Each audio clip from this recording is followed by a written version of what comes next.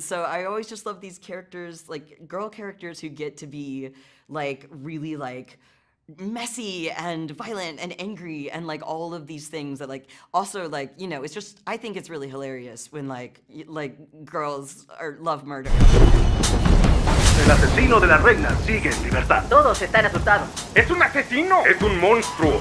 Es perfecto. Okay, I want to start saying I'm a 2D animation student, so this is really special for me. I really love your work, and I just want to start saying congratulations because this is one of the most amazing animated films I've seen in the last years. Oh So my God, thank you. congratulations, first of all.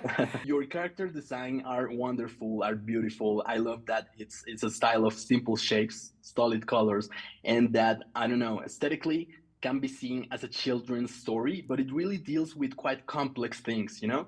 So I personally think that this adaptation respects a lot of the essence of your work, of course, playing with a lot of visually to highlight the personality of your characters. But how do you feel seeing your work captured in these new techniques and, of course, in this new style of animation? It is so cool. I mean, like, yeah, comics are a very different genre in some ways, or a different medium in some ways, but they are in conversation with each other definitely. And it's a story that like my art style is like pretty simple, and so it's a story that's sort of told in the book in these broad strokes. There's so much that is left up to the imagination of the reader.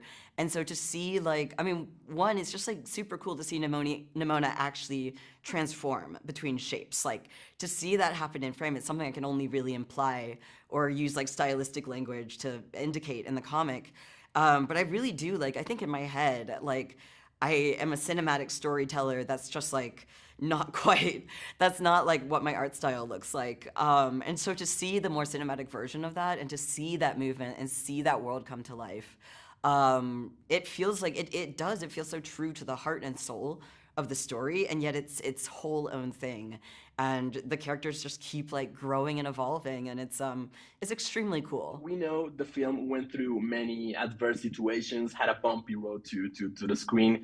Even when you got to be part of the project, there were many ups and downs. And I don't know, somewhere I read that you guys said you practically had to be shapeshifters to adapt, to not let the project die. Yeah. So what made you say, you know what, we can't give up on this. We have to bring Nimona to life, whatever it takes. What was that connection you had with the story and, of course, with the main character? I think it was just that when we came on, the one thing we saw in that character Nimona was this hero who stood up and represented anybody who's felt a little bit different or misunderstood. And we would talk to a lot of people around the studio and trying to figure out why. And you realize it didn't matter how unique a person's story or background or what they're going through, that idea was really universal. I mean, just most people at some point, you know, have that feeling like they don't fit in, and it just became so clear how passionately people were connecting to it, especially, you know, a lot of underserved communities like the LGBTQ plus community. You know, they were seeing themselves in a way that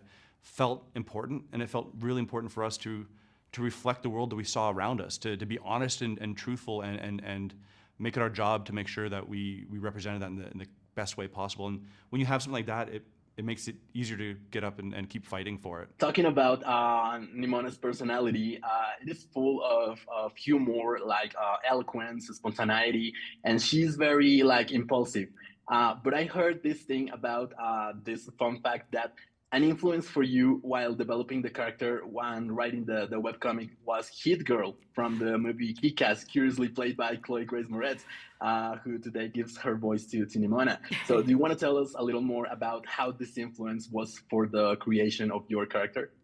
Yeah, I think that was coming out when I was a teenager in high school, and so it was a very like key time for me as I was like, you know, figuring out my story sensibility. And so I always just love these characters, like girl characters who get to be like really like messy and violent and angry and like all of these things that like also like, you know, it's just, I think it's really hilarious when like girls are love murder and like violence. I just think it's like funny.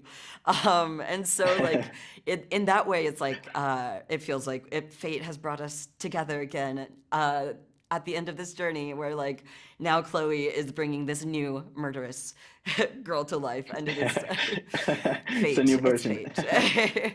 Okay, and talking about that, normally when we have a new character on screen, we see like their development and their changes of perspective through the story. Here, it seems that Nimona knows exactly who she is from the very beginning. Yeah. She's full of confidence. She's very determined, very strong. But I don't know, at specific moments, we see how these hidden feelings, like of how she really feels, come out. So how did you work on the character, or how did you develop the character based on this personality that comes from the graphic novel? Well, the character of Nimona is a very strong character. Like, very much knows who she is, loves who she is. It's the world that really needs to change around her. But there is an element of Nimona that also changes throughout the story, and that she's been around for a very long time, and has given up on people changing their minds about people who are different, people who are other. But her relationship with Ballister, she starts to learn that people can change, people can be better, and that was such a huge message for us. Is at the end of the day, we hope people watch this movie and realize, the key to acceptance is really just getting to know each other. Okay, guys, thank you so much for your time, and again, congratulations. It's an amazing movie. Thank you so much. Again, Yeah, congratulations, and I just loved your work. Oh, thank you so much. It's so great talking to you. Cuando limpiemos tu nombre, seré tu secuaz para toda la vida. No hay devoluciones.